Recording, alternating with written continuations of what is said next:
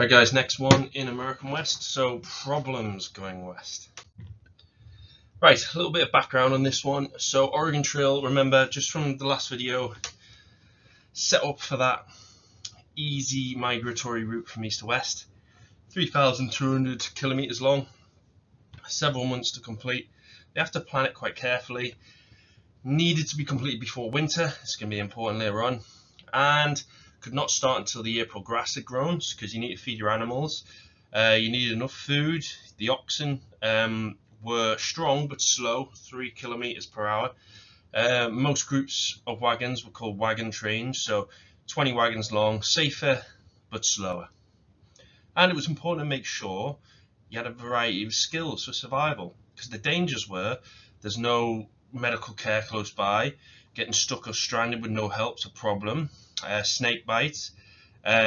You've got disease like cholera from your drinking water supply can be, someone, cholera basically is a big problem because they can't secure clean water. Right, yeah, so you probably knew where this was going, the Donner Party. So I'm literally just going to tell you the story of the Donner Party. It's a good one. It could potentially be a narrative, you never know.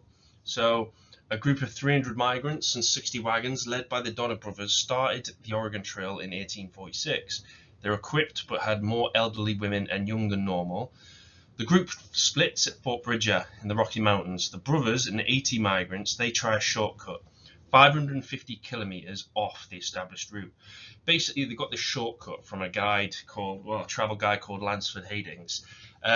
He'd written a shortcut in his guidebook, but he'd never actually been it himself. So it was not sure. The route had a delay after delay. The route was not marked, hard to follow. They had to test the river to find a safe place to cross. There were stretches of grass, so there were stretches without grass. Their livestock couldn't survive. There were no forts. They had to take extra supplies. It was mid-October when they hit the Sierra Nevada mountains. Snowstorms then trapped them. The livestock died. They ran out of food. By the time they get stranded, by the time rescuers, go out looking for them and find them, the only ones who survived were those who had eaten members of their own party. Right, so the Donner Party is a good example of a failed migration. Now we're going to look at the Mormons, a successful one. So the Mormons, who were they? Well, they're a religious group basically established by Joseph Smith, who claimed an angel had told him the whereabouts of 2 golden plates. He translated them, and that starts the Book of Mormon. It's the basis of the religion. The problem is, though, as we know from Elizabethan period, this whole idea of you branch off in Christianity is seen as a heretic. So they met a lot of resistance. They settled in Ohio, Missouri, and Illinois, but each time they were facing hostility. So they planned to move west. They planned to get out of the reach of these hostile groups. Now, Joseph Smith, he's murdered in Illinois. So a new leader, Brigham Young, he basically thinks, right, we need to get out of here. To move west to the Great Salt Lake the Great Salt Lake Valley. It wasn't part of the USA, and that was why Young wanted to do it, because you can feel persecution from the government. So the move west. So the Mormons' journey west took a lot of planning. Rather than get stuck in the mountains like the Donner Party, Young basically decides to spend the winter in Omaha by the Missouri River. Now, in 47, an advance party is set out to mark the way for the rest of the Mormons. So already you should be thinking about this planning, how Brigham Young is basically ensuring everything's well prepared. They located water supplies, planted crops, constructed fords across the rivers. In July, they arrived at Salt Lake Valley. So the rest of the Mormons, another party of 1,500, they set off. They followed the same route, arriving in August. Between 47 and 69, 70,000 arrived. So this is kind of just a quick look at their route.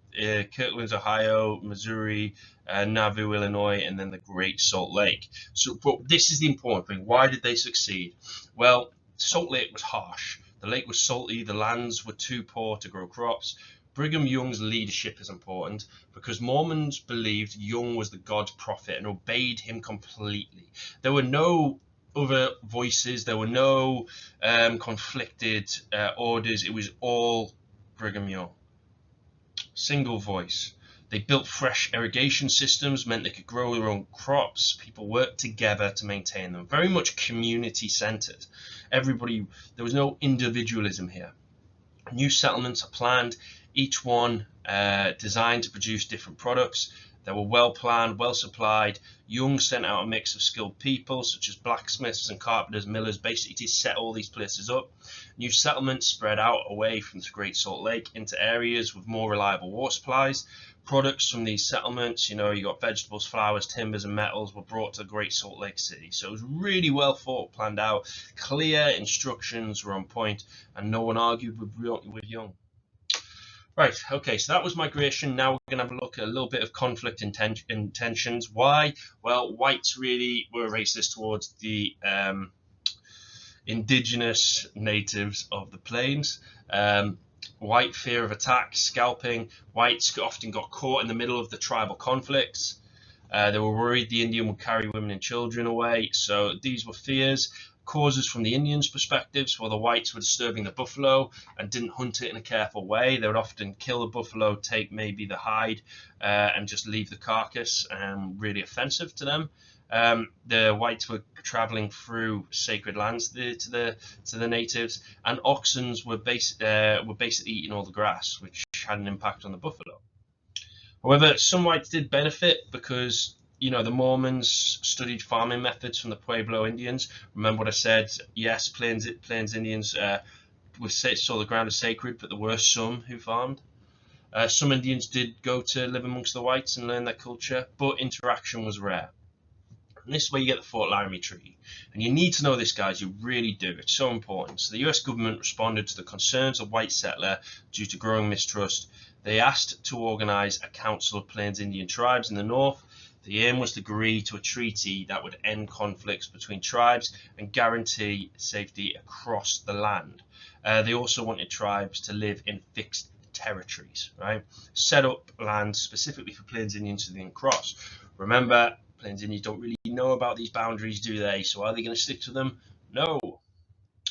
Right, so each tribe, basically this Fort Laramie Treaty was to name a chief. They would represent the tribe. This was not how the Plains Indians worked, though. Negotiators picked a respected warrior and a member of several warrior brotherhoods, like Conquering Buck Bear.